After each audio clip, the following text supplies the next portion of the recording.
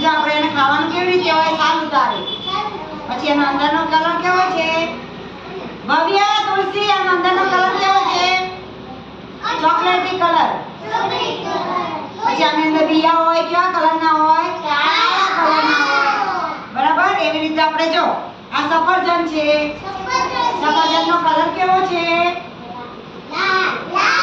પછી અંદર કેવો કલર હોય સફેદ પછી આ કેળું કેળું કેવા કલરનું છે અંદર કેવું હોય છાલ ઉતારીએ પછી સફેદ પછી આ શું છે